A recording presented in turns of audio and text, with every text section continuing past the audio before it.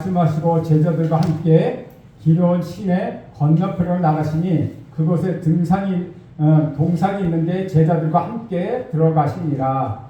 그곳은 가끔 예수께서 제자들과 모이시는 곳이므로 예수를 따르는 제자도 그곳을 가더라. 유다가 군대와 대제사장들과 바리새인들에게 얻은 아델 사람들을 데리고 등과 횃불과 무기를 가지고 그리로 오는지라. 예수께서 그 당하는 일을 다 아시고 나아가 이르시되 너희가 누구라고 찾느냐.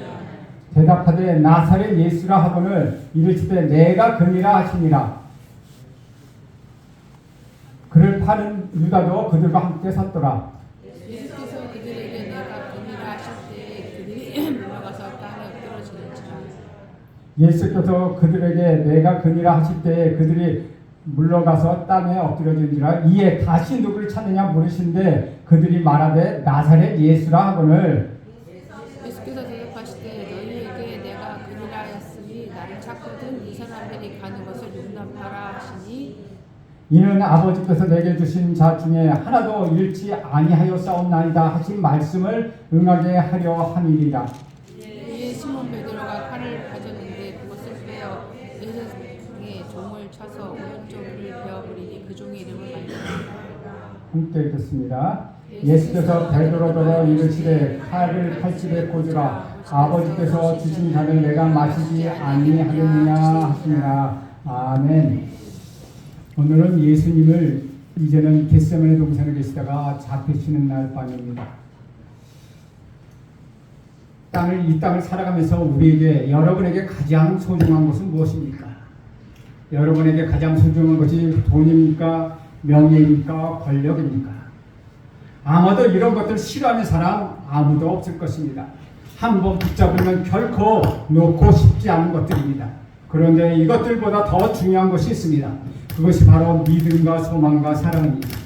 이 시간 믿음과 소망과 사랑이 더 중요한 것을 알기에 우리는 지금 주 앞에 나와 예배를 드리고 있는 것입니다. 그렇다면 진정한 믿음, 진정한 소망, 진정한 사랑이 되기 위해서는 우리에게 필요한 것이 무엇일까요? 그것은 믿음과 소망과 사랑을 뒤에서 받쳐주는 하나님께서 우리에게 주신 참된 용기가 있어야 한다는 것입니다. 독일의 유명한 철학자 괴테는 이런 말을 했습니다. 재물을 잃는 자는 약간을 잃는 것이다. 다시 정신을 차리고 분발해서 재산을 모으면 된다. 명예를 잃는 것은 보다 많이 잃는 것이다. 명성을 찾기 위해 더 많이 노력한다면 언젠가는 사람들이 다시 기억할 것이다. 그러나 용기를 잃는 것은 전부를 잃는 것이다. 이 세상에 태어나지 않았더라면 더 좋았을 것이다 라고 말하고 있습니다. 즉 용기가 전부인 까닭은 용기가 없이는 할 수 있는 모든 일을 다 놓치는 무기력함에 빠질 수밖에 없기 때문이라는 것이죠.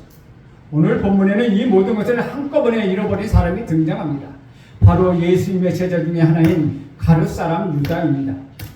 예수님의 마지막 상황은 아주 급박하게 돌아가고 있습니다. 예수님을 향한 적대자들의 음모와 공격은 극에 달했습니다. 정치 세력도 종교 세력도 우리 예수님을 죽이는 일에 서로 연합하였습니다. 예수님은 체포되기 전이었다는 것입니다.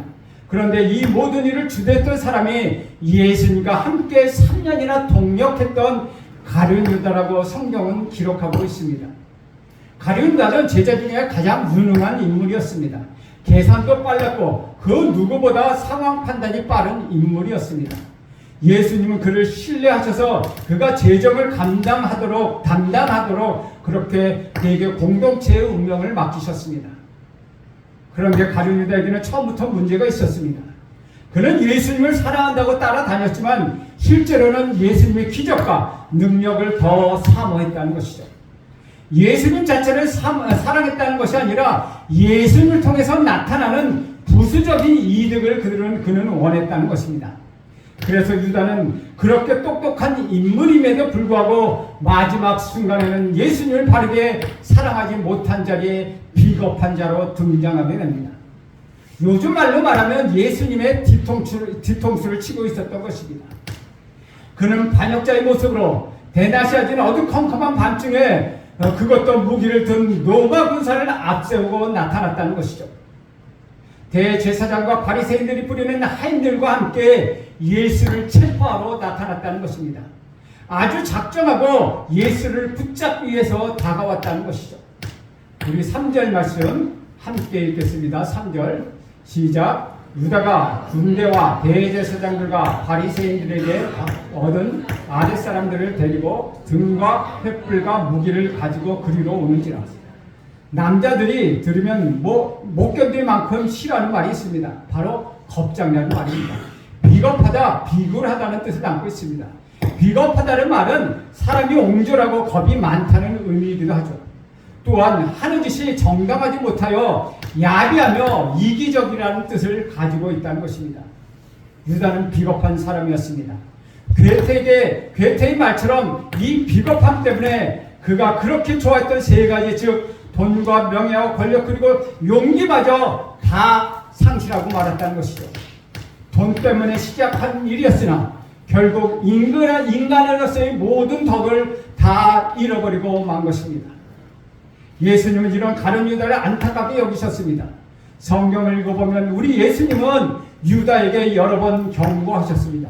그렇게 해서는 안 된다. 그 길로 가는 것은 올바른 길이 아니라고 계속해서 말씀하셨습니다. 마태복음 26장 24절에 보면 더 이상 그 길을 가서는 안 된다는 예수님의 마지막 경고가 나타나 있습니다. 마태복음 26장 24절에 이렇게 기록합니다. 인자는 자기에 대하여 기록한 대로 가거니와 인자를 파는 그 사람에게는 화가 있으리로다. 그 사람은 차라리 태어나지 아니하였더라면 제게 좋을 뻔하였느니라. 이런 가룟 유다와 대비되는 인물이 바로 베드로입니다. 가룟 유다와 베드로는 모두 예수님을 배반했습니다. 둘 다 예수님이 가는 길을 막아서기도 했습니다. 그럼에도 불구하고 둘 사이에는 결정적인 차이가 있다는 것이죠. 가룟 유다는 의도적으로 그렇게 했다는 것입니다. 본래부터 그러하려는 생각을 가지고 있었다는 것이죠. 그래서 계획을 세우고 예수님을 붙잡고 예수님을 넘어뜨리려고 했다는 것이죠. 그러나 베드로는 그렇지 않았습니다. 의도적으로 한 것이 아니었다는 것이죠. 위기 속에서 충동적으로 우리 예수님을 거절했다는 것입니다. 베드로는 예수님을 배반하긴 했지만 마지막 순간까지 어떻게든 우리 예수님의 뒤를 따르려고 애를 썼습니다. 그래서 그는 십자가에 거꾸로 매달려 죽을 수밖에 없었다는 것이죠. 예수님으로부터 예수님의 죽음에 대해 들었을 때 베드로는 펄쩍 뛰었습니다. 주님, 이것은 말도 안 됩니다. 지금까지 잘해오셨는데 왜 순환을 받아야 하십니까? 그런 베드로의 모습을 보시고 예수님 곧 베드로에게 닥칠 위기를 말씀하십니다. 내가 오늘 밤 닭이 울기 전에 3번 나를 부인하리라. 예수님의 말씀에 베드로는 강하게 부정했습니다. 말도 안 됩니다. 내가 비록 예수님이 순환을 받는 것은 원하지 않지만 예수님이 순환을 받으신다면 나도 함께 순환을 받겠습니다. 내가 죽을지언정 주님을 배반하는 일은 결코 있을 수 없을 것입니다. 라고 그는 대답합니다. 베드로의 마음이 가짜였을까요? 저는 베드로의 마음에 진심이었다는 것을 압니다. 그는 진심으로 우리 예수님을 사랑했습니다. 예수님을 위해서 자기 생명까지도 내놓을 용기를 가졌던 인물, 그 인물이 베드로였다는 것이죠. 그것은 오늘 본문을 통해서도 우리는 알 수 있다는 것이죠. 예수님을 잡으러 유대 하인들이 몸치와 횃불을 들고 나왔습니다. 로마 군사들은 무기를 가지고 우리 예수님께 다가왔습니다.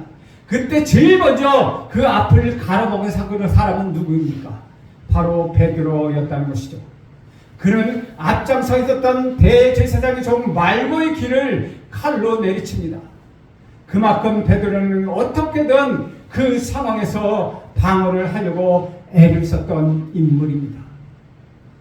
그러나 이 절박한 상황에서 예수님은 베드로의 행동을 꾸짖으면서 그것은 하나님의 뜻이 아니라고 위험하게 말씀하십니다.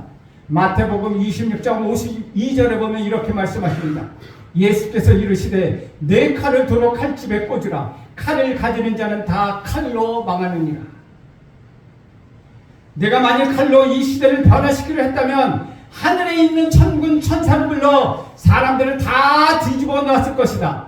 힘이나 칼로 모든 일을 행했을 것이다. 그러나 내 길은 그런 길이 아니다.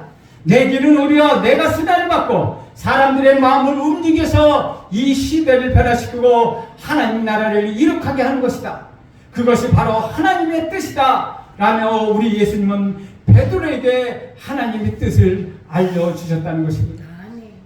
물론 베드로의 모습은 아주 용기 있는 모습이었습니다.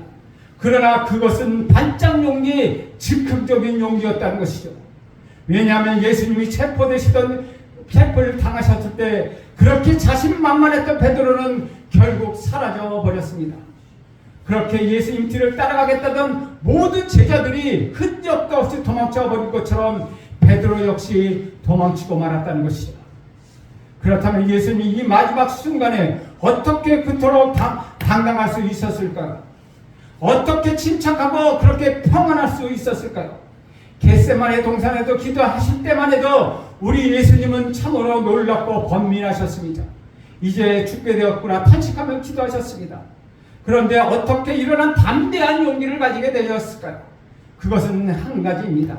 예수님의 순하는 길이 하나님의 뜻이라는 것, 이 길이 하나님이 기뻐하시고 원하시는 것을 우리 예수님은 아셨기 때문입니다. 하나님의 뜻이라면 이 길이 죽음의 길이라도 내가 가겠습니다 라고 기도하며 마음을 정하셨기 때문이라는 것이죠.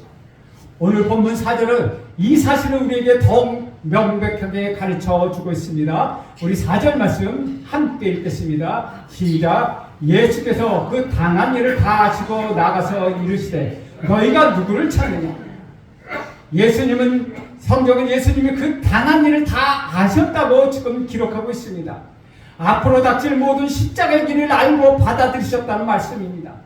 예수님 몇 장의 스냅 사진만이 아니라 당신의 인생 전체의 필름을 갖고 계신 하나님께 모든 것을 맡기셨던 것입니다.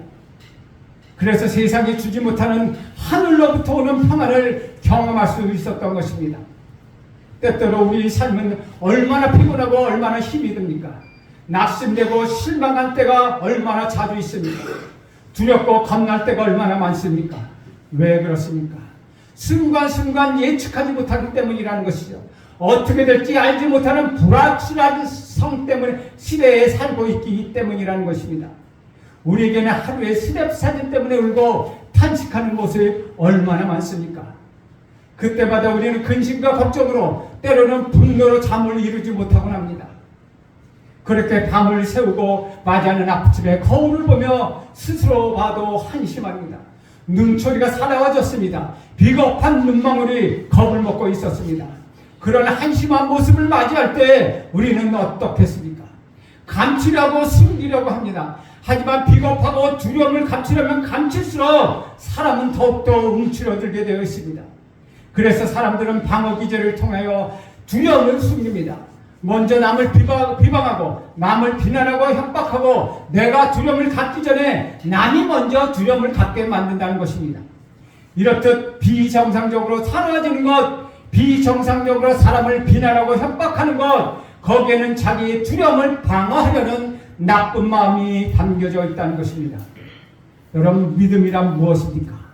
나를 사랑하는 하나님, 내가 사랑하는 하나님이 내 인생의 스냅사진이 아니라 내 인생의 전체 필립을 갖고 있다고 믿고 그분을 의지한 것, 그것이 믿음이 아니겠습니까?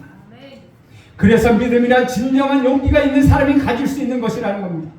내가 연약하기 때문에 믿는 것이 아니라 용기가 있기에 하나님을 내 아버지의 하나님으로 받아들이는 것입니다.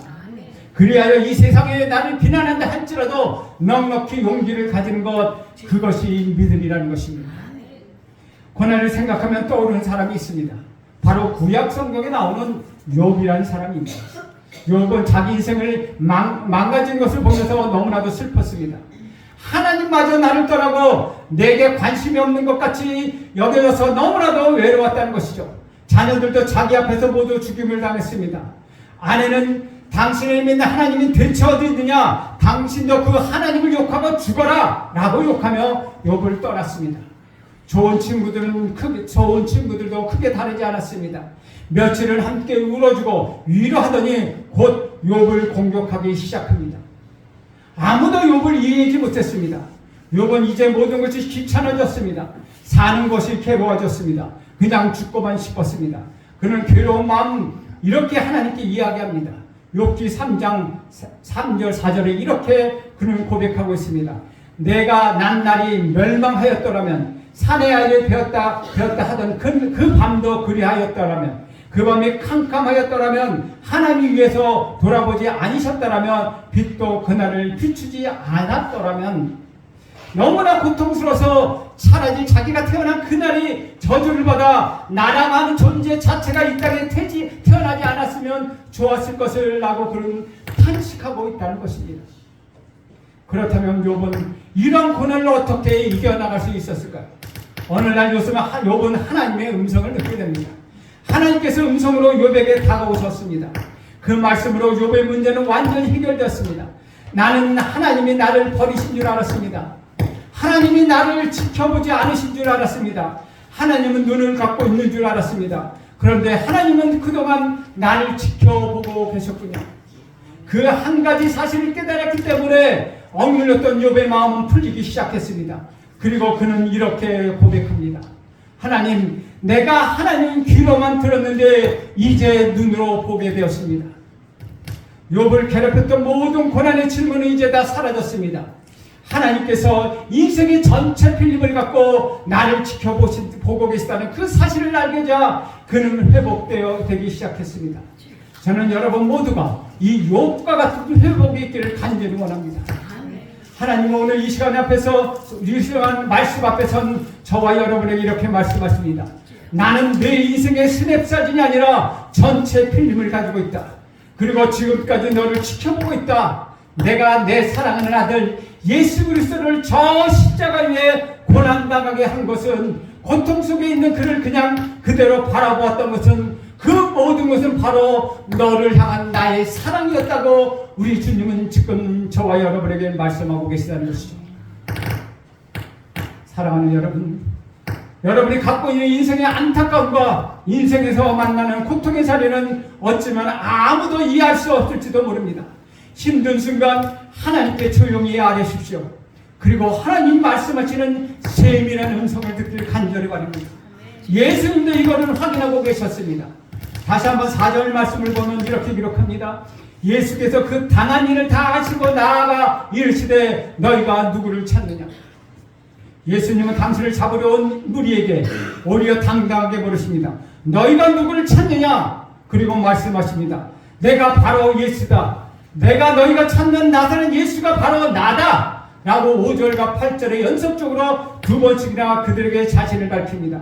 5절에 보면 대답하되 나사렛 예수라 하거늘 이르시되 내가 그니라 하시니라. 그를 파는 유다도 그와 함께 샀더라. 예 8절에 보면 예수께서 대답하시되 너희에게 내가 그니라 하였으니 나를 찾거든 이 사람들이 간 것을 용납하라 하니라. 그들은 말씀을 듣고 당황하여 무릎을 꿇고 머리를 숙이게 됩니다. 내가 그다. 이것은 하나님이 당신 자신을 표현할 때 사용하는 메시아적 호칭입니다. 영어 성경으로 보면 바로 나다. I am. 즉 예수님이 하나님 말씀하시길 뭐라고 합니다. 나는 스스로 있는 자다. 나는 나다라고 말씀하시는 에고에이미. 즉 나는 무엇이다라고 요한복음에서 7번이나 말씀하시지 않았습니까? 그 나는 나다라고는 에고에이미는 바로 내가 하나님이다. 내가 누구인지 아느냐? 바로 당신을 누구든지 알게 하시고 또 우리 주님이 가셔야 할 길을 알고 계셨다는 이야기입니다. 즉 우리 하나님이 말씀하시는 나는 나다. 나는 스스로 있는 자라는 것을 우리 예수님은 여기서 밝히고 있다는 것이죠. 11절 말씀 우리 함께 읽습니다. 11절 시작. 예수께서 베드로더로 있을 때 칼을 칼집에 꽂으라. 아버지께서 주신 자는 내가 마시지 아니하겠느냐 하시니라. 아버지 하나님 아버지께서 주시는 잔은 우리 예수님은 사명으로 받아들이셨습니다. 고난보다 사명을 더 크게 느끼셨습니다. 우리 예수님께서 다가올 죽음보다 하나님의 뜻이 더 컸다는 것입니다. 그렇기에 우리 예수님의 마음이 담대하고 당당해질 수 있었다는 것이죠. 평안한 마음으로 이 마지막 길을 가실 수 있었다는 것입니다. 이것이 곧 모든 두려움을 이기는 능력인 사명의식이라는 것입니다. 사명을 깨달을 때 죽음까지도 불사하는 용기가 생긴다는 것이죠. 이것은 하나님에 대한 신뢰와 사랑 때문입니다. 하나님의 사랑은 모든 두려움을 내어 쫓는다고 말씀하고 있습니다. 그리고 이렇게 하나님 앞에 담대하게 섰을 때 예수님 눈에는 제자들이 보였습니다. 제자들이 예수님은 너무나도 걱정되었습니다. 그래서 예수님은 마지막 길에 대해 아직도 제대로 알지 못하는 그들을 향하여 넉넉한 마음으로 말씀하시는 것입니다. 우리 8절 말씀 다시 한번 앞에 8절 말씀 함께 있습니다. 시작. 예수께서 대답하시되 너희에게 내가 그니라 하였으니 나를 찾거든이 이 사람들이 가는 길을 용납하라 하시니 너희들이 붙잡으려고 한 것은 내가 아니냐. 그러니 이 사람들 나와 함께 있는 이 사람들 그냥 가도록 내버려 두라고 당신을 잡으러 온 무리에게 말씀하시는 것입니다. 9절도 같이 표현되어 있습니다. 다시 한번 9절 말씀 읽겠습니다. 시작. 이는 아버지께서 내게 주신 자 중에서 하나도 잃지 아니하였사옵나이다 하신 말씀을 응하게 하려 함이로라. 예수님은 마지막까지 제자를 챙기셨습니다. 끝까지 사랑과 배려를 베풀어 주시고 돌봄과 지킴을 행하셨다는 것이죠. 그래서 우리 예수님은 참 목자, 참된 선한 목자라는 것입니다. 이렇게 어떻게 하면 이웃을 사랑할 수 있을까요? 하나님 앞에 서서 하나님이 주신 믿음으로 담대해지면 나 자신이 소중한 것처럼 우리 이웃도 소중한 줄 알게 된다는 것이죠. 그때 진정으로 이웃을 사랑할 수 있는 그런 마음이 여러분의 삶 속에 열리게 되는 것입니다. 이것이 하나님의 사명을 가진 사람들의 모습입니다. 사명이란 나를 위한 것이 아니라 나의 이웃과 공동체를 위한 것이기 때문이라는 것이죠. 여러분에게 힘이 있습니까?